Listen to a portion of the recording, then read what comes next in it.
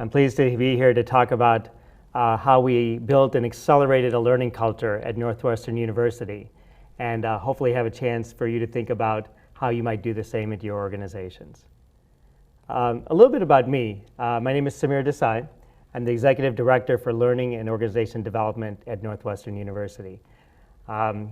That means I get to be responsible for building the skills and capabilities of our staff and faculty who support our students in the university's mission of education and research. I like to think it's the best job at the university, but to be honest, some people don't quite know what that job means. If you ask my wife, who's an engineer, she'll say it's the fluffy stuff. If you ask my kids, they'll say, you know, Dad, you make PowerPoint slides and attend meetings all day, which is probably pretty much true. So I want to get you to know a little bit more about me and who I am, because that's really what influences the things I'm going to talk about here today, my professional background as well as my personal one. I'm married, I have 3 kids. As you can see here, I'm passionate about my Indian culture and heritage. Love to dance, all kinds of dancing, but especially Indian cultural dancing, of which me and my wife and family are involved. I'll talk a little bit about that later. And you can see here that I also attend other kinds of conferences. This one where I was Gambit at Comic-Con. And as much as I'd like that to be my hair, no, that's not my hair in real life. So in terms of where I've been and where I'm at now, I'm at Northwestern University today, but my career actually started out before this in technology and technology consulting. I was with a consulting company for almost 25 years working in industry, working at the intersection of technology, humans, people, and design, and really started in technology-enabled learning and then moved into leadership development, professional development, performance management. And I left Accenture after many years there as the managing director of talent development, responsible for building the skills and capabilities of 300,000 people globally. So it's a wonderful role, but what I'm excited about coming to Northwestern University a couple years ago is the mission-driven aspect of the university. We're made up of 12 schools across 3 primary locations and multiple satellite locations, over 20,000 undergraduate and graduate students, almost 3,500 faculty members, and 7,000 staff who support our faculty and students in achieving our mission.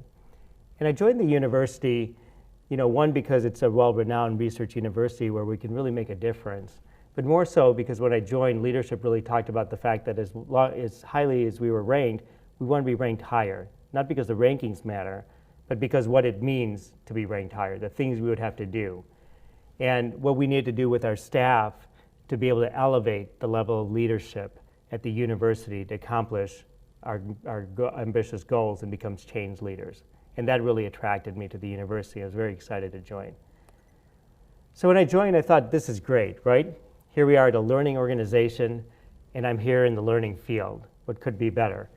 Take advantage of the great work going on in the classrooms and being able to leverage those environments, digital learning and MOOCs, and being able to leverage that internally for our staff, community, vibrant community on campus that we can tap into to create communities and exchange ideas. Well, the reality was that it wasn't quite that way. As much as the university is mission-driven and the focus is learning and research, a lot of the focus, and rightly so, is our students, the student experience and the outcomes for them. And of course, it's about our faculty, the faculty that teach, the faculty that do research, the faculty that attract grad students and attract research dollars. And there wasn't a lot of leadership support for our staff population, even though our staff, we have twice as many staff as our faculty at the university to support our students. There wasn't a lot of investment in terms of training and development and performance development for our staff members. Not a lot of infrastructure in place. There's no learning management system or any kind of learning system in place. There's multiple websites, no performance system in place. There's a performance management process that was fairly complex, 7 ratings. People use decimal points and Word 2003 to capture goals. And so the reality was there was a lot of work to do. The exciting thing was there was a real willingness and a support to do that work. But it really took thinking about this in a new way. We needed a new formula, if you will, to build. What we needed to do is build a learning culture. And so while Northwestern University is a wonderful learning institution, we hadn't really institutionalized learning for our own people, and that was the opportunity. So we thought about building a learning culture. The first thing I did, as anyone in a good research university would do, was to do research and do good, empirical-based research by Googling. So went out to Google and said, what is a learning culture, right? What is a learning culture? Well, learning is pretty straightforward. The acquisition of knowledge or skills through experience, study, being taught. Okay. Culture, first definition, the cultivation of bacteria. That's probably not the definition we're looking for, right? Yeah. But then if you scroll down a little bit, the attitudes and behavior characteristics of a particular social group. So that's really what we're up to, of really changing the attitudes and behaviors of our population to be focused on acquiring knowledge and skills through these different means. And to create that in a way that not only do we have the infrastructure and the programs that support it, but people had the motivation and curiosity to pursue it. So as we went about setting up this and figuring out what the learning culture should be, the next thing on the list was, as we continued to do the research, was the 70-20-10 model, right? We're all familiar with the 70-20-10 model. It's something that I think comes when we get our, become a learning leader. It's part of our toolkit, right, if you will, and so much of our strategies are driven this way. Well, as I started to look at it and said, where are we going to focus our efforts? And 70% of our efforts that go through on the job and the things we need to do to enable on-the-job learning, performance support, and team-based learning. Well, that required infrastructure to be there, support to be there, a strong manager population to actually do this work on the ground, and we just didn't have that in place yet. And then I started to really question this model. What is this? And I looked into it. And it turns out, I don't know how many of you know this, but this model was, it's not really deeply research-based. It was done in the mid-90s, supposedly, doing a survey of 50 individuals at one company, executives, to say, how did you learn? And came up with this model. And now we use this to drive our learning strategy. I'm not so sure that's the right answer. And the reality is that we need all of these things. Sure, of course, most of the learning happens in the job, but we need training programs and learning programs so people get immersed in and learn skills and bring people together. We need social learning, coaching, and mentoring so people can learn from others. We need all these components, and when we use the different components differs based upon where we are in the organization's life cycle, where we are in the individual life cycle, what someone's preference is for learning or what their mode of learning might be in that moment. And so all these components became important. And in fact, if you think about it, on-the-job learning is going to happen whether we as learning professionals are there or not. People have been doing it before, they'll be doing it in the future. Of course, we can help do it better. Things like mentoring and coaching are going to happen if you've got good leaders and managers in place. I'm sure we can help make it better. But what won't happen most likely is actual learning programs and building experts and bringing people together to learn. And so we started looking at this and say we need to look at all of this holistically. And I had to figure out what is this formula then, this new formula for building this learning culture. And looked at a model called the I-4 model, sufficiently mathematical considering it's at a research university, Northwestern University. And the first I is for intention. Is there a purpose? Is there a direction for where we're going? The second I is involvement. Do we have the right stakeholders involved? Is there buy-in to what we want to do and leadership support? The third one is investment. Is there a model for investment and continued appetite for investing in programs and architectures and technology? And finally, there's infrastructure. Are there the right tools and processes and technology in place to be able to do this at scale across the environment? All leading to a culture of leadership, performance, and engagement. So setting apart this mission, the first was around intention.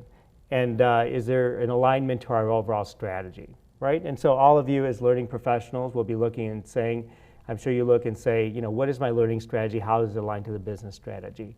To be able to look at that and say, whatever type of industry you're in, whether it's retail or manufacturing, is your learning strategy, the skills you're looking to build, the people you're looking to build, does it align to the outcomes that you're looking to achieve as a business?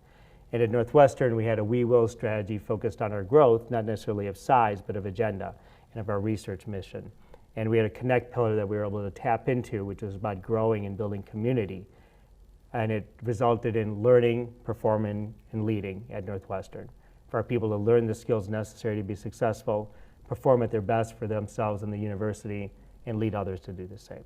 And this really provided the grounding and the mechanism and the framework to mobilize the community around one common mission. Second was about involvement. As I said, involvement and the focus was a lot on our faculty and other types of investments. And while there was a good level of involvement, it wasn't necessarily cohesive and consistent across the organization. And so we mobilized a learning council and really focused the learning council to come together on this mission and our priorities and get them enrolled in achieving the common priorities together. That was under HR Leadership Council that looked at overall talent at the university. And from the Learning Council, we created working groups made up of those members, sometimes the ones that might be the naysayers or the ones that might look at other solutions, and brought them to the table to help co-create some of the solutions for us. So that when we went back to implement them, they were already bought in because they're part of who created the solution in the first place. Third is about investment. And we took a look and said, where do we compare with the overall benchmark against other organizations? And where we landed was a little lower than even the mid-size or the mid-level organization. So we weren't where we needed to be to attract and retain the best talent if we were going to focus on this part of the way that we rewarded our people. But that didn't quite go all the way to solve this for us. What we really need to look at is, how does this compare to overall investment? And when you take a look at this, you take a look at healthcare as part of payroll, 27% of payroll as a way in which we make sure people are healthy when they come to work. Or 17% spent on infrastructure and making sure people have the right tools when they come to work. And what we're asking for is just a percentage of payroll to make sure people have the right skills to be successful. We weren't even spending that much. And when we started looking at this, it became clear and evident that why wouldn't we do that? And then finally, the infrastructure. We didn't have a learning management system in place, or what I like to call a digital infrastructure, digital learning infrastructure. And so we put a digital learning system in place, partnering with Saba Cloud, that allowed us to understand and track who was taking what before we didn't know that, to allow us to scale across our campuses to our full population, and ultimately to be able to serve up more and more digital learning so people can learn point of lead along with registering for classroom-based or workshop-based training.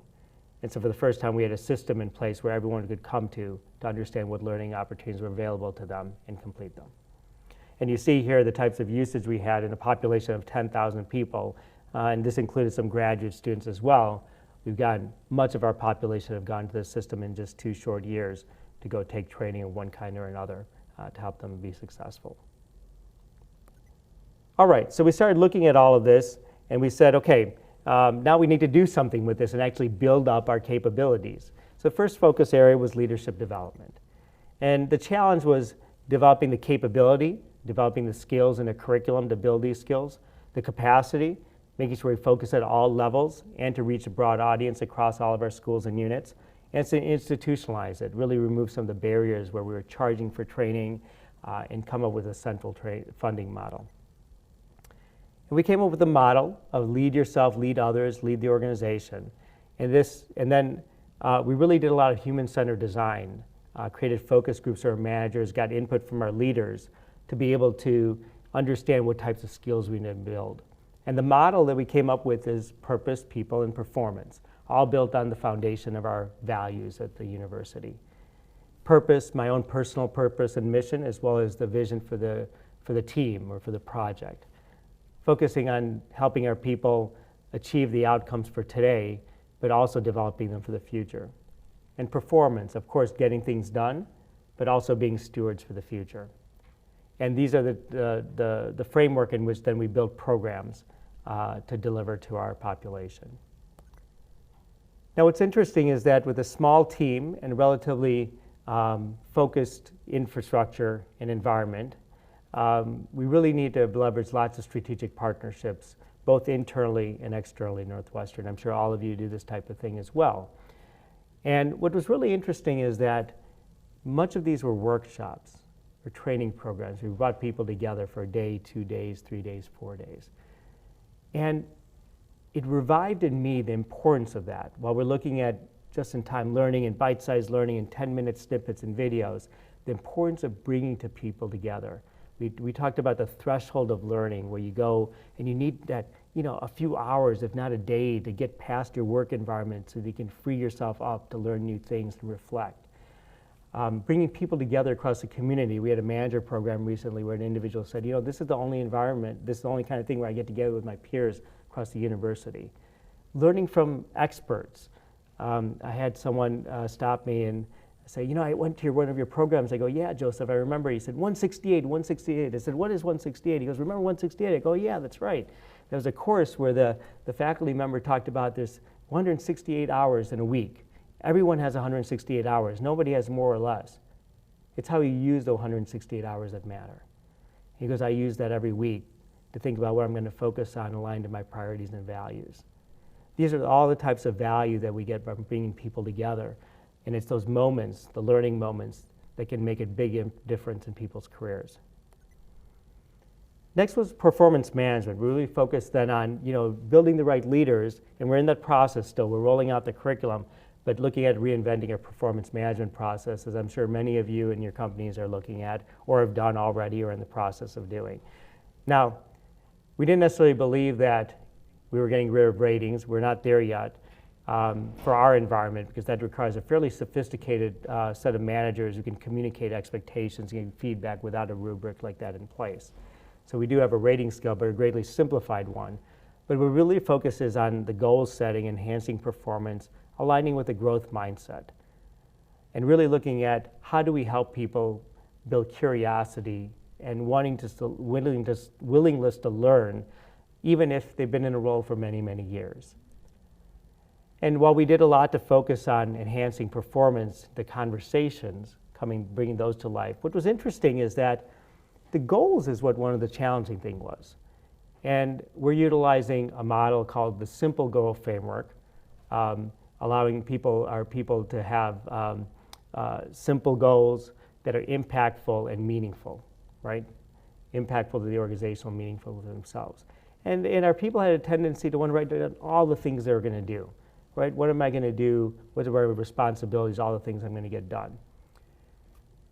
But what we really wanted people to think about, what are those 2 to 4 impactful goals that are going to make a real difference in the next year in this project? And this concept of 6-word goals, it kind of comes from the 6-word story. If anyone has heard, Ernest Hemingway's story about this, what he felt was his best short story was pair of baby shoes never worn. And what he called, a very impactful story in just 6 words. Well, we can set goals this way. So for example, what we feel is our goal in leadership develop is building great leaders here and beyond. Right? It says a lot. I asked my son, who's in senior year, getting ready for college, and asked to challenge him with this. What's your 6-word goal here? What's your 6-word goal? And he kind of talked to me about it after he got past, I don't have time for this, and said, going to college, making a difference. It doesn't take a lot to think about what really is impactful and meaningful, and then making it happen. And then as we set up the performance management process, a lot of this was obviously the infrastructure, so we brought it online.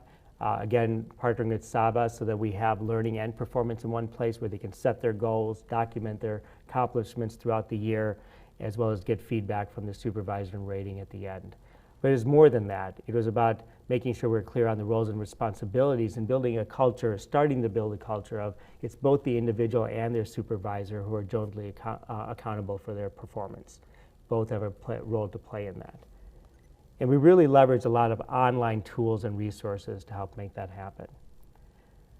And then it was about reflection and where am I at and where do I want to be?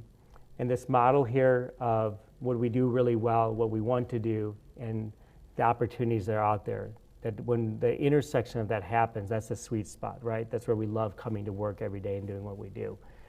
It's based on a model from the book Good to Great, the Hedgehog model, if you're familiar with that, but it applies to individuals as well. And a lot of times we think, gosh, I've got these interests and this passion. I need to go find that opportunity. Well, sometimes it's about thinking about how to bring that opportunity to your passion. And I had a supervisor for many years who was the head of learning where I was at, and a great mentor to me over the years, really challenged me. And about midway through my career, I had a crisis, maybe one of my crises, I guess, which is that, I really want to be a teacher. Really want to be a teacher, Don, but with my lifestyle and, where I'm at in my career, I don't think I can make that happen. And he kind of looked at me and said, okay, why don't you be a teacher? I said, I just told you. I want to, but I can't. He goes, no, why don't you be a teacher here? And thought about it, and he was right. I led a team. I was in an environment, a learning environment, where we were doing new and innovative things. We had an opportunity to learn and to teach new things. And I brought that, starting then, I still bring it to work every day, which is I have an opportunity to teach every day and learn and bring my passion to the opportunity in my job. And then we took a look at engagements. We had leadership, building leadership, performance, building performance on the ground with our supervisors or individuals to unleash their potential. But how do we engage individuals? How do we really get them excited about and motivated for what they need to do? And then, as we all know, engaging people isn't about what we want, it's about what they want. It's about meeting their needs, right? So how do we do that? One of the things I shared with you earlier was that I'm really passionate about my culture and dancing, and one of the things along with actually doing the dancing is that I coach it and teach it to kids, typically around high school age kids. And as I got involved with it, I really had an interest in getting boys involved in it, because typically it's more typical that girls get involved with dancing, and I really want to get boys involved in it because I thought it was really important for their development and it's fun. And I got all these guys together and said, okay, this is great, right? You're going to learn how to dance, and you're going to be able to learn about our culture and music and dress. And they all just kind of looked at me like they didn't want to be there. And then I thought about it, and it was thinking, and said, you know what? And there's girls in the dance that you'll get to meet. And they were like, okay, we'll give this a try. And so really tapping into what interests them allowed us to get them involved. And my son got involved. He'd been involved for 10 years now as he goes off into college here soon.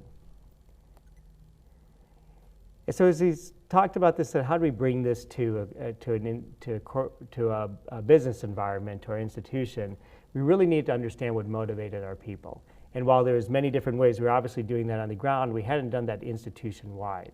And so many of you may have an engagement survey that you do, maybe some of you are moving to more of a social model of feedback, but we really need to understand what was happening across the organization.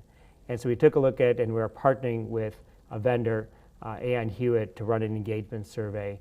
And so there'll be a lot more to this in the coming months as we learn more. But really the model of say, stay, strive. Do I say great things? Do I strive? Do I want to stay there, and do I strive to go above and beyond? And what are the things that drive that? And based upon that, we can take action to achieve the outcomes. So as you take a look at this overall story and where we're at, the old adage here, right? The CFO says, well, what happens if we spend all this money investing in our people and they leave? And the CEO says, well, what if we don't invest in them and they stay? And that's really what it's about. And maybe there's just one more I here, maybe just a little bit or a little bit more than a little bit of inspiration to really bring leadership, performance, engagement, life in our organizations.